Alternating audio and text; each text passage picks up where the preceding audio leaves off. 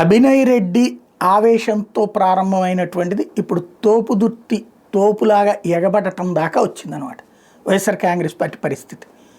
వాస్తవంగా మొన్న మధ్య దాకా అసలు ఈ పార్టీ ఉంటుందా అన్నటువంటి అనుమానం వచ్చింది. ఎందుకని వరుసగా వెళ్తూ ఉన్నారు, ఎవరు పట్టించుకునేవాళ్ళు లేరు, ఎవరు సంప్రదించేవాళ్ళు లేరు, పైగా పార్టీ మీద 4 రాళ్ళు వేసిపోతున్నటువంటి పరిస్థితి.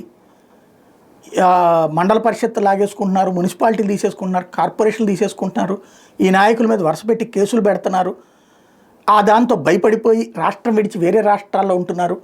ఇలాంటి స్థితిలో ఏంటి పరిస్థితి అన్నటువంటి దశ నుంచి ఇప్పుడు రూటు మారింది. ఎంపీటీసీ జెడ్పీటీసీలకు సంబంధించి ఏదైతే మండల పరిషత్తుకి సంబంధించి జిల్లా పరిషత్తుని కడపలో నిలబెట్టుకోవడం, మండల పరిషత్తులో మ్యాక్సిమం 31 దాకా సాధించడం వాస్తవంగా తెలుగుదేశానికి జనసేనకి అదనపు బోనస్సే.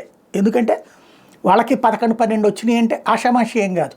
బట్ అక్కడతో ఆపుకోగలిగారు వీళ్ళు. ఈ మొత్తాన్ని లాక్కోవాలన్న స్టేజ్ నుంచి 11 కోల్పోయారు. అక్కడ వాళ్ళు అవతల వాళ్ళ పక్షాన ఉంటారు. ఇప్పుడు లేటెస్ట్గా మొన్నొచ్చిన స్ఫూర్తి అనుకుంటా నేను తోపుదుర్తి లాంటి వాళ్ళు మొండిగా నిలబడటంతో ఈ దఫా ఏదైతే అంటే భారీ మెజార్టీలు ఉన్నటువంటి చోట, అత్యవసర మెజార్టీ ఉన్నటువంటి చోట్లన అవతలకి వెళ్ళిపోవడం, అవతల వాళ్ళకి వెళ్ళిపోవడం జరిగింది. భారీ మెజార్టీలు ఉన్నటువంటి చోట్లయితే మాత్రం మళ్ళీ ఎన్నికలు వాయిదా పడ్డాయి.